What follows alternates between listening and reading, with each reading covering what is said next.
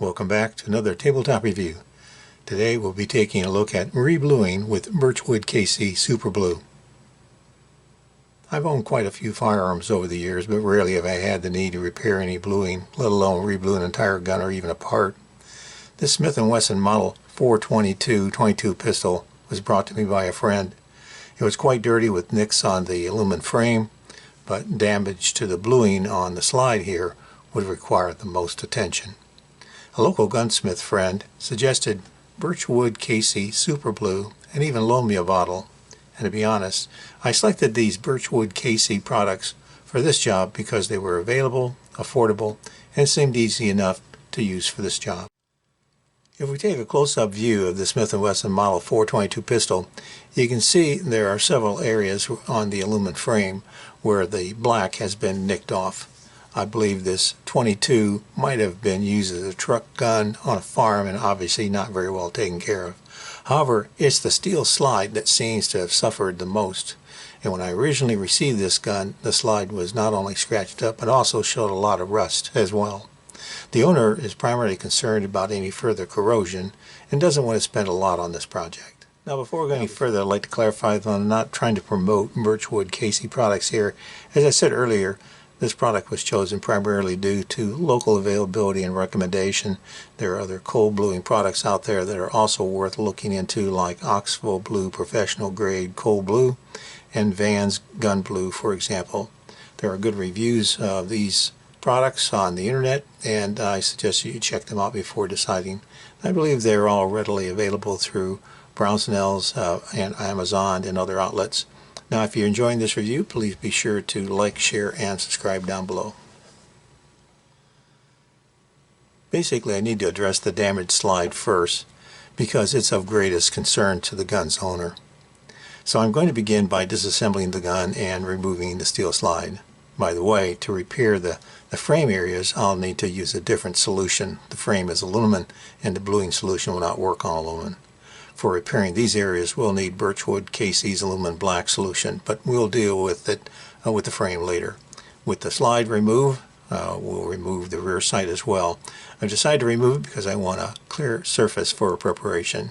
It's a dovetailed attachment, so we'll use my generic Glock rear sight pusher tool that I found on Amazon for about $22.50 last year.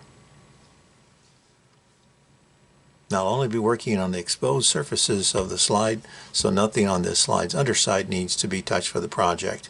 Even though the right side seems fairly okay, I'll prepare it as well just to get an even result. At least I hope. Now, I could just use steel wool or fine sandpaper or emery cloth to remove the rust in the old bluing, but Birchwood KC has a blue and rust remover I thought I'd try. We'll see how well it works here. By the way, these materials are toxic, poisonous, and corrosive, so I'm using protective glasses and gloves throughout the process. To start, we're going to do a bit of cleaning. You could use denatured alcohol for cleaning, but instead I'm going to try one of Birchwood KC's products. So before I use the blue and rust remover, I'm going to clean the surface using Birchwood KC's Cleaner-Degreaser. Following the instructions, I'm going to use a small piece of cloth with Cleaner-Degreaser and wipe the slide until it's thoroughly clean. I'll rinse with water and wipe dry with a clean cloth. So let's begin with Birchwood KC Cleaner-Degreaser.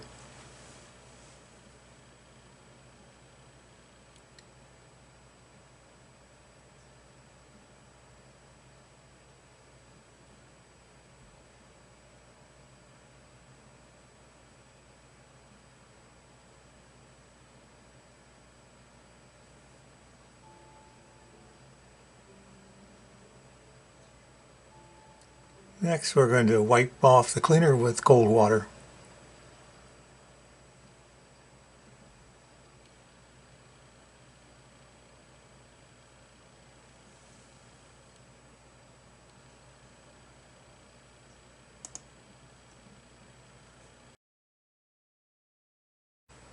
We'll dry everything off with a little cloth.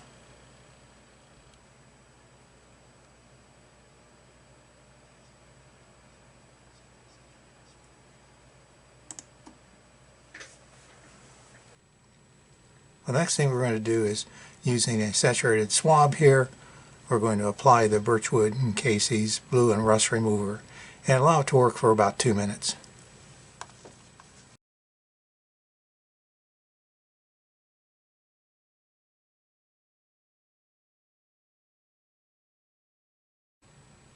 Then using this small piece of steel wool, I'm going to polish the surface until any remaining rust or old bluing has been removed.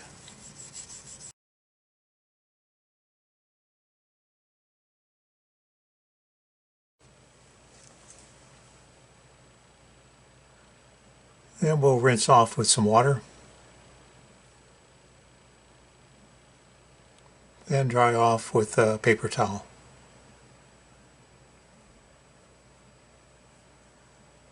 It's looking better.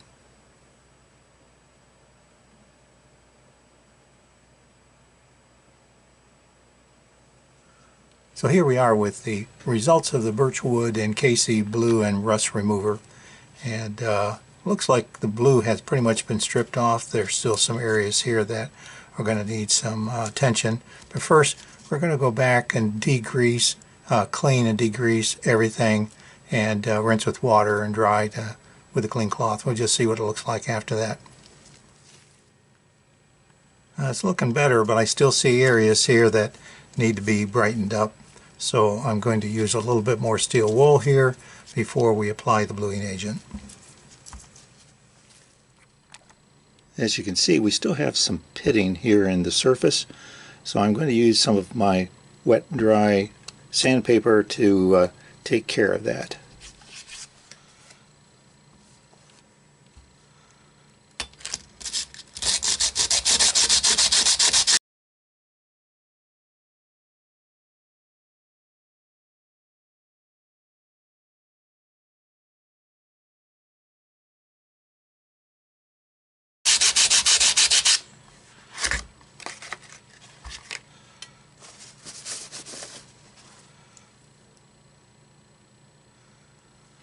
Looks pretty good.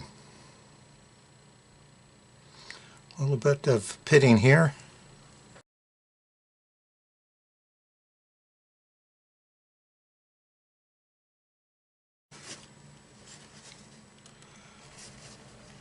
Well, it's looking better. I think it's time to move on to the finer grades of wet and dry sandpaper. Let's see what we can do with this.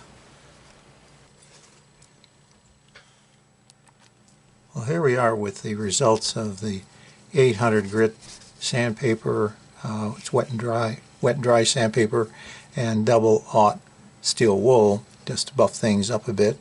It looks pretty good. The original surface on this was sort of a matted bluing, so I'm not going to do a highly polished finish on it. Before I use the super blue, I'm going to finish up this preparation with Cleaner-Degreaser again.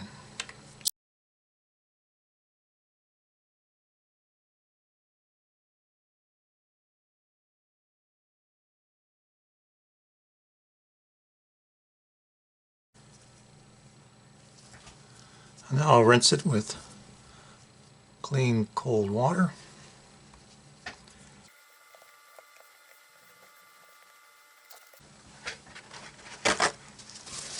And dry off with a paper towel.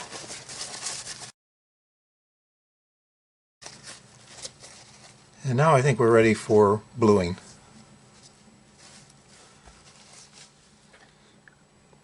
Okay, this finish isn't perfect, but I agree with its owner that we're not going for perfection here. This is a used gun and we just wanted to clean it up and protect the finish from any further corrosion. So moving on to the bluing process, I could use another small cloth, but this time I've decided I'm going to try some Q-tips to apply the Birchwood KC Super Blue solution. You can see the metal's immediate reaction to the bluing solution.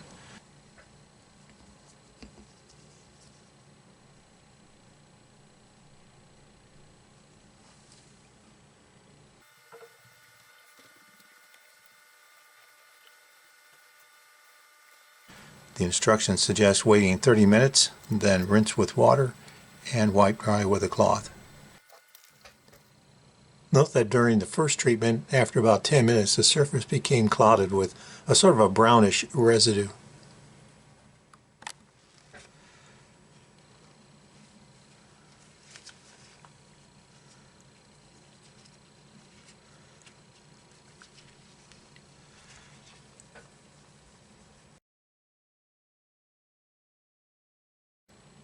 Next, I'll lightly buff with double-aught steel wool and repeat the bluing process until I get the darker blue shade I'm looking for. I expect I'll repeat this process at least 2 more times.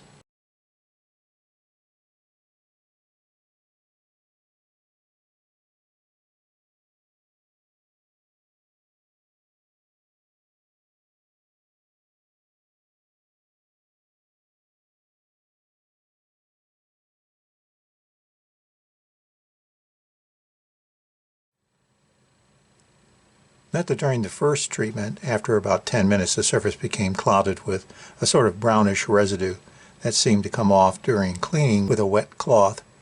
By the way, I used a brass wire brush to get into the fine areas, like the serrations on the slide, then buffed everything with double-aught steel wool before the next application. During the second treatment, the surface clouded over again, but with a light bluish residue, which darkened after about 6 minutes and eventually became a light brownish like the first time. Again, I waited 30 minutes before proceeding.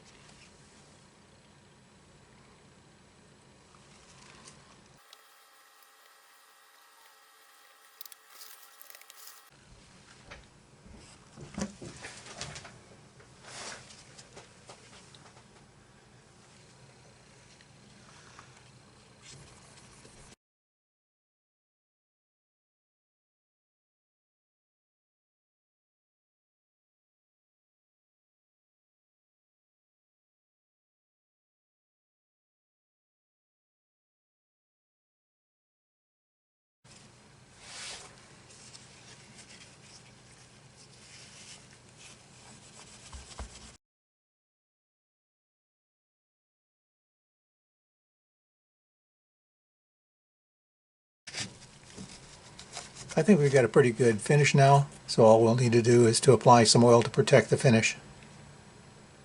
The last step of the cold bluing process is to cure the metal, which we'll do by spraying the surface with oil and letting it sit overnight. Again, we'll use a Birchwood KC product Barricade Rust Protection Spray. In my opinion, you could use just about any good rust protection oil for this step. Just spray the part down and let it sit overnight.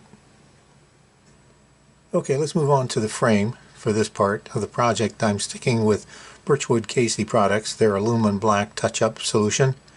Let's take a look at these areas where the black has been nicked off.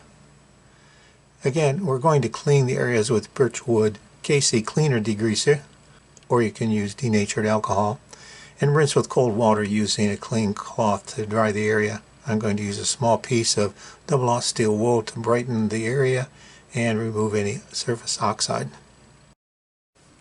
Using a toothpick to control the application, I'm applying the aluminum black and allowing it to work for 1 minute. Then rinse with cold water and dry.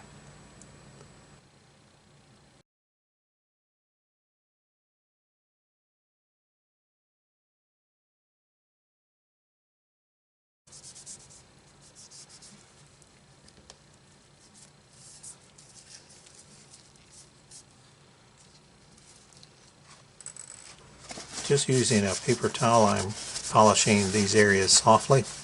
As I did with the slide, I'll apply a coating of Birchwood KC's Barricade oil and let it sit overnight. Now before we end today's video, I'd like to remind you, if you haven't already, be sure to like, share, and subscribe down below. And thanks for watching. As for cost, this was a fairly inexpensive project with the materials costing a total of about $50. If I'd used the bottle of bluing my gunsmith friend had loaned me and used denatured alcohol and my own gun oil and just steel wool and wet dry sandpaper I already had, I would have had a cost of only about $10, and that would have been for the aluminum black, but I wanted to try out the Birchwood products. Now there are also some pretty good package deals offered on Birchwood KC products where you could save a few bucks. I suggest you check those out before you buy. So here it is, wiped down and reassembled. Let's take a look at the results. Overall, I think we have a pretty good outcome here, but to be honest, the aluminum frame nicks are still visible.